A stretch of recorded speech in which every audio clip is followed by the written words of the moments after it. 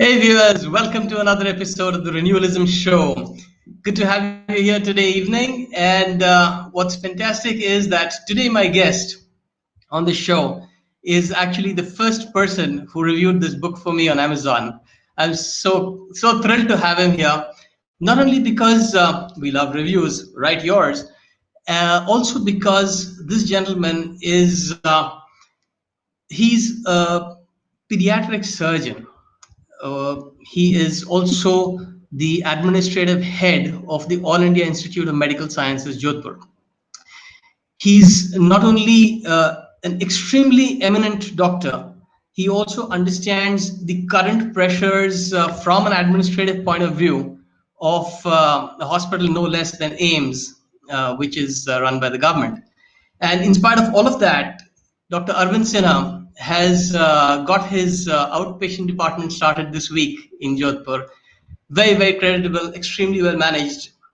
Now, what does that all have to do with renewalism, you might wonder? So let me just share with you a couple of minutes on what is renewalism if you're here on the show for the first time. This is about this book which I've written, which is about the renewal of human consciousness. It's about how we can play a major role in saving the planet just by changing the way we do certain things. Now, our lifestyle has changed in a very big way in the last couple of months. We have started looking at life without malls and movies. We've started looking at minimalistic shopping. We've started looking at no cars, telecommuting, and we've seen a lot of positive benefits, right from personal individual relationship levels to stress levels to the levels of pollution in the air and the water. So there is something about renewing our habits that can change things for us, that can actually save the planet. And there is a central character in this book called Guru Pranachandra, who actually kind of dictated this book to me in December before the coronavirus came in. And when I was editing, that's when we found that we have adopted these kind of habits which are helping. So I thought I'd bring out this book right now before we regress and relapse into our old ways. Read the book. It's available on renewalism.com, which I hope will be a big movement one day, bigger than veganism, as it says on this scroll, because veganism, after all, is a lifestyle change, and so is this.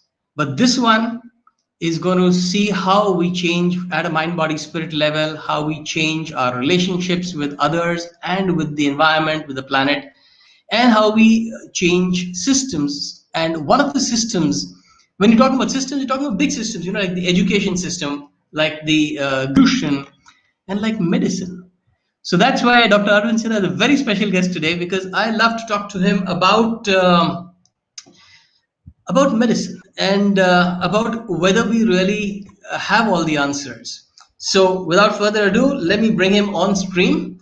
And every day we are discussing one habit. Today is the habit of, there we are. Hi. So, Dr. Sinha, good to see you there. So this is the book, guys, and you can pick it up a paperback from Amazon. That site that you see on the screen, renewalism.com, has access to Amazon worldwide. This habit we're discussing today is reduce dependence on medicines and doctors. Dr. Sinha, how does it feel to be at the end of that line? I had the courage of asking you this because I was sure you read that book with that lovely review you got. But reduce dependence on doctors, really? Yes, absolutely. I think Western medicine, if you look at it holistically, it has absolutely singular role in treating many of the diseases. It is absolutely paramount, let's say, for treating infections, for any trauma, emergencies, prevention of disease like vaccines, and hygiene and sanitation also has been promoted by medicine. But it does not have all the answers. There are many conditions which it only has partial answers. It can maybe prevent complication but not treat them, like certain chronic diseases like hypertension, diabetes, those kind of diseases. And it also lacks focus by itself on, let's say, fitness and other motivational stuff. So that actually makes you a wellness kind of thing. It basically does not focus that much on. So I would tend to agree. Yes, Western medicine by itself, you should rely uh, as as a last resort.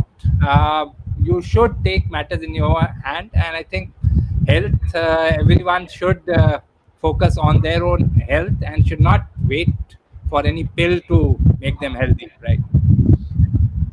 Wow, that comes as such a relief to me personally, because I personally a big fan of wellness, and I run the inner power programs for reducing stress and getting people to learn how to go about taking self-regulation into making it something that they can do themselves. Now, that brings me to a point where, Oriental methods of medicine, like the Indian methods, for example, Ayurveda and stuff, and yoga. Also, in China, we have Qigong and traditional Chinese medicine. All of these actually focused on wellness. So there was a big movement in India and the Orient on not falling sick at all. How did we lose that? Can you just trace that back for us a little, so that viewers get to understand that we have had the answers, and we just need to re-explore them and get some more confidence that, yeah, they were really the answers. Right. I think if you look at medicine itself uh, and the science which is used by Western medicine, it basically sees a problem and then tries to solve it. Right. That's how it goes. So it basically starts with the disease and then tries to work out the solutions for those diseases. Right. And I think in the modern age, uh, everyone was expected to do their bit being healthy. So that was never the focus of attention for any scientific researcher or a medical specialist, because you were expected to. Uh, that was beyond the purview of a hospital, let's say. So that was before Right. you came to a hospital. So those kind of thing. So gradually, I think because of lack of focus, those things have been actually pushed to the background as such. I think.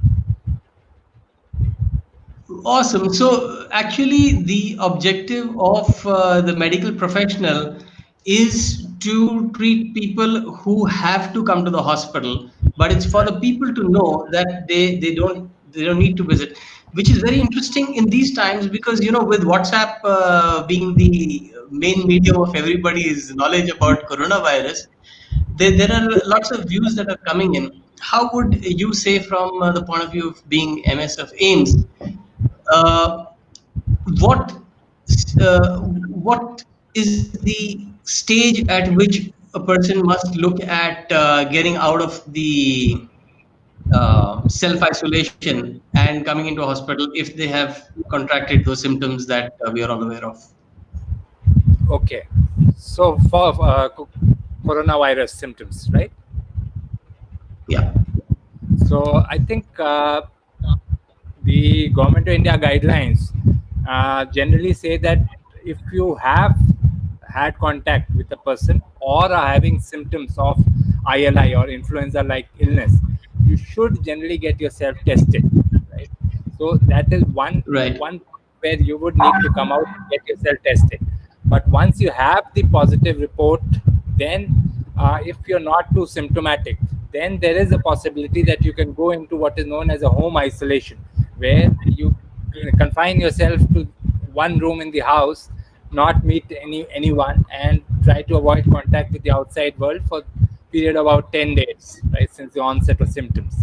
But 10 days. All right.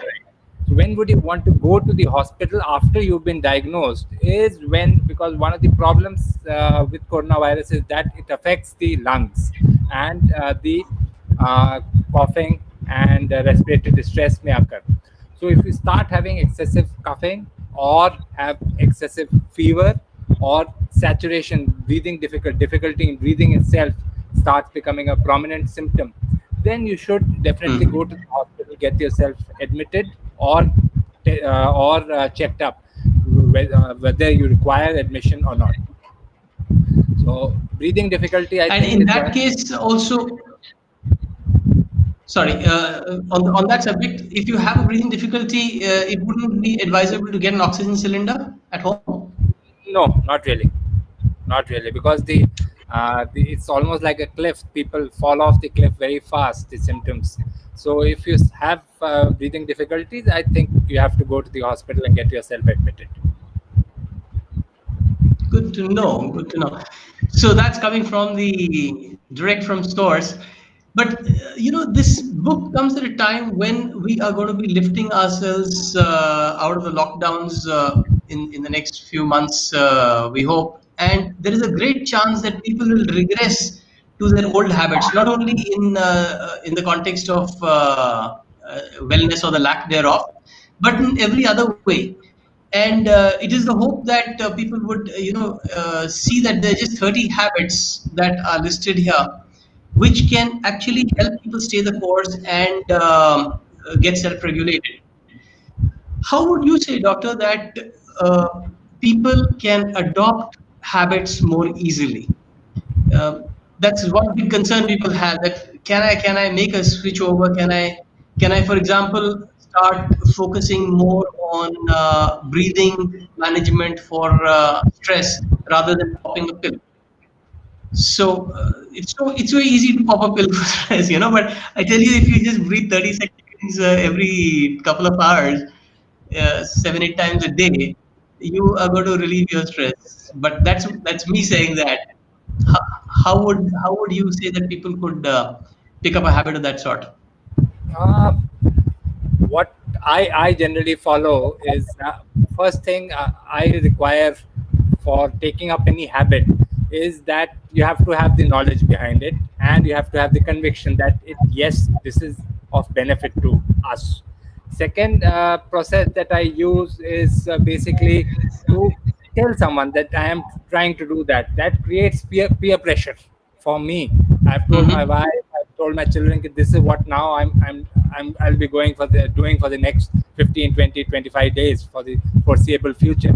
So that kind of creates a peer pressure for myself, and then basically follow it through. And basically, I have a board where I write down every day what I need to do. So I put it down to pen and paper.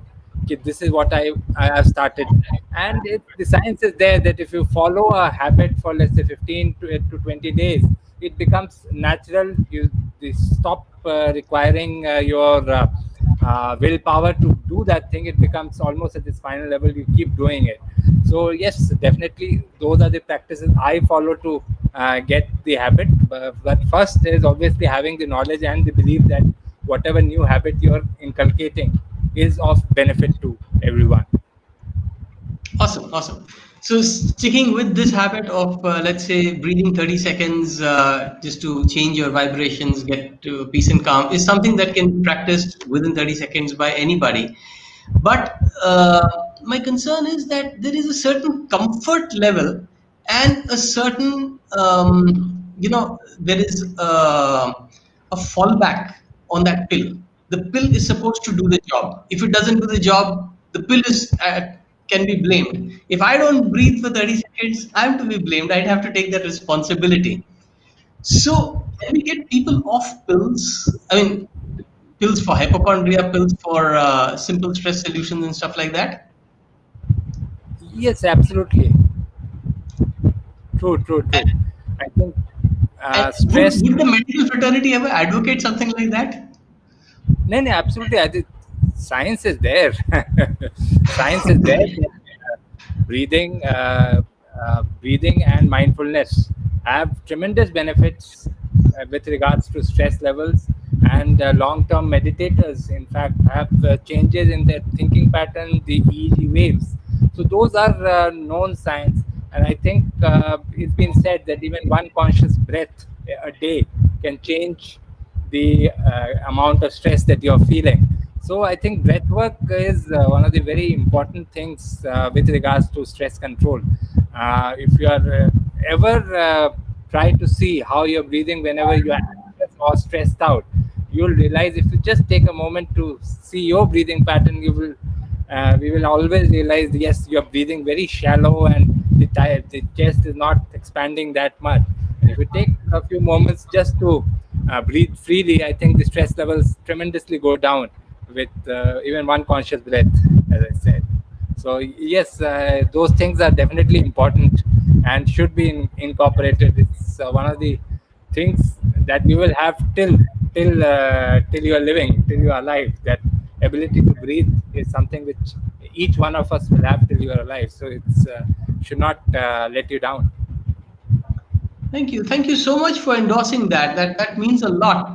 Viewers, you heard it from him. We have some questions from viewers. Or psychosomatic disorders are the main contributor of modern day diseases, Minu says. I'll just put it up for you. Stress, above all other factors, impacts our health. The glowing malice of mental health issues is a serious factor. Yeah, that's an interesting one. Mental health. You mentioned that lifestyle disorders are out of the purview of hospitals. You ought not to be there. But yes, for infections, for accidents, for trauma, yes. But what about mental psychological disorders? Are they in the purview of sickness or wellness? Mm, it basically it's again medicine basically focuses on diseases, so you will have anxiety attack and those kind of anxiety, depression, uh, bipolar disorders. Those are diagnoses which have very established treatment available in modern medicine. But stress as such is a lesser defined entity in modern medicine. But I think every one of us in the current day and age realizes that yes, stress is affecting us day in, day out. We are getting distracted. We are not able to focus on one thing at a time, and we are not, whenever, even when we are talking to people, we are not able to maintain our attention for as long as we would want that attention to remain on the person who's talking to us. So stress is definitely something which is on the fringes of modern medicine, and but it is till it becomes a diagnosis as such, it basically remains on the fringes, and we don't actively address stress as such. But yes, Right. some research is going on stress also. Right. Now, when it comes to systemic renewal, changing systems around, relooking, reframing, rethinking the way it's working, this industry, like you said, it took that shift when Western medicine came in. And in fact, I'll share with viewers a story about how it used to be. About 2000 years ago in China, the noble families used to have doctors, the family doctors, and they used to pay them on a monthly basis, a retainer, to make sure that nobody in the family fell sick. And the doctor would ensure that they had the right diet, they had the right exercise, they had the right movements, and everything matched elements and all that. And should anybody have fallen sick, the day the person fell sick till the day he recovered, the doctor was not paid. So it's gone 180 degrees from there. Now it's only when you fall sick till you recover that you keep paying the doctor. And that sort of becomes a vicious circle sometimes.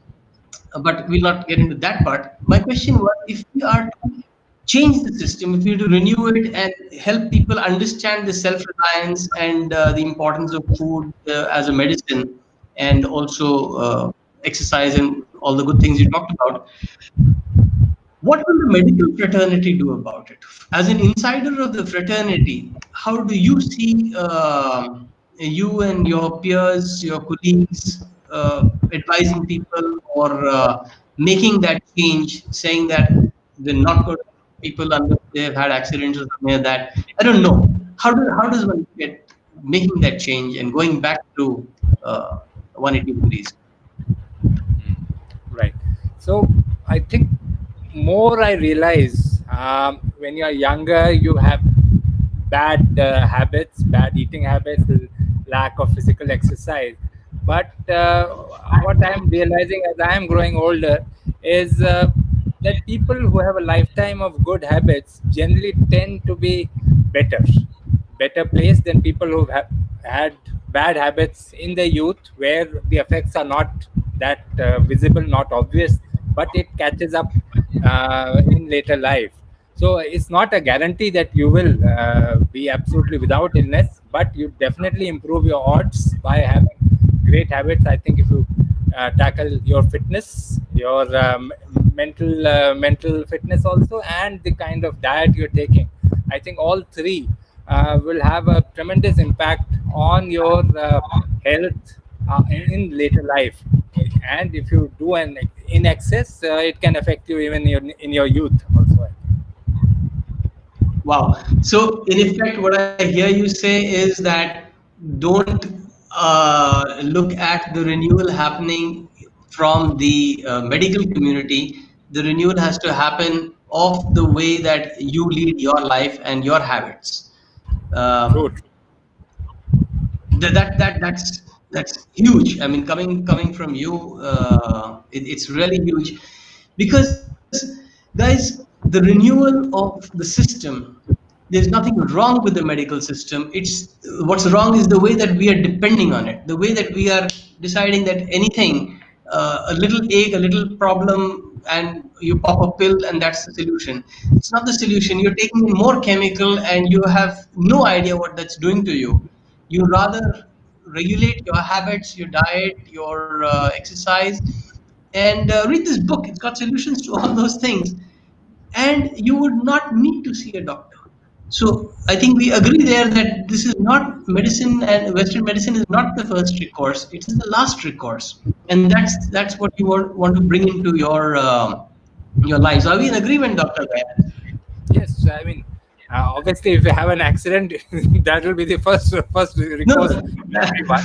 But yes, uh, definitely prevention is better than cure.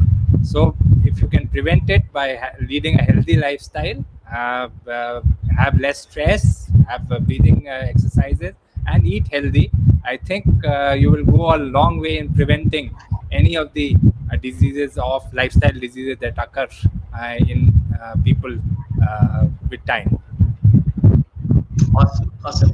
Then there is another field of healing which works with energy, which a lot more was known about in ancient times, and lesser is known now. But I would urge viewers to get to understand energy healing. There are various modalities which would not need a scientific corroboration because science doesn't understand energy at that level yet.